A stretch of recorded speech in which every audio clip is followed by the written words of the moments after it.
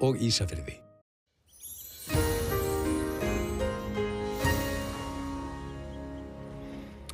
Komið sæl, skulum byrja hér eins og venjulega að líta á stóra yfirlitskortið okkar og við sjáum hér 3 lægðir hérna í ákveðinni línu. Þær fara þó ekki alveg alla sömu brautina þegar það kemur svona að þær komi til okkar.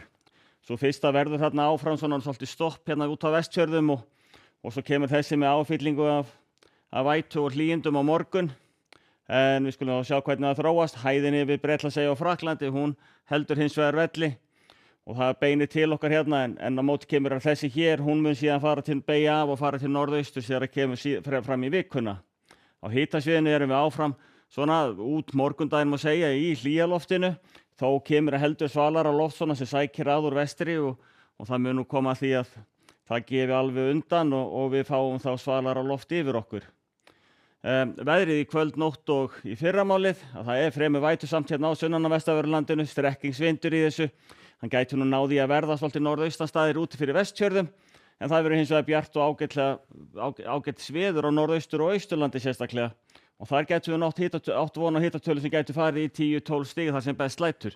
Annars verður þetta svona 5 til 8-9 stig í vætunni hérna sunnan og vestan til, en síðan þróunin á morgun að það mun halda áfram að hvessa og það koma gular viðvaranir hér inn á norðvesturhornið tíma, en það detta nú út tiltölulega fljótt og það lægir nokkuð snöggt, en aftur á móti með svona miklu vindi, hlýjundum og úrkomu og þá eykst hættan á einhverjum skriðuföllum sem getur þá látið svona í fjallshlíðum.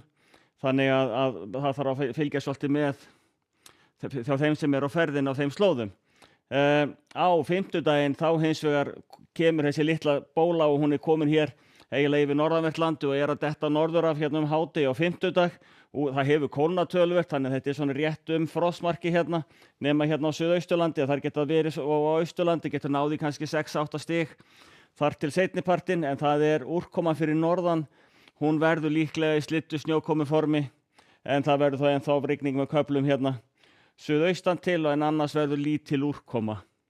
Þróunin síðan áfram út fimmtudaginn og fram á hádegi á föstudag að það tiltölulega lítil úrkoma, en síðan á aðfarandi föstudags þá kemur þessi lægð sem fer hérna rétt suðaustur af landinu til norðausturs og það mun nú líklega vera snjókoma á norðaustur og austurlandi, Austfjörðum, en með suðausturströndinni þar verður þetta líklega slitta eða rigning.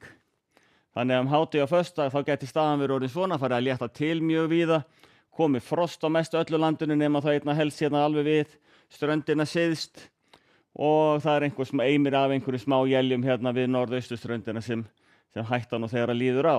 Á laugardaginn þá hins vegar komið ný lægð, það verður snjókoma víðast hvar á árinni, líklega verður þetta slitta rigning með köflum hérna suðvestan til, en annars þetta svona og undir frostmarki og þannig að úrkoma verður þá í vetrarlegri formi.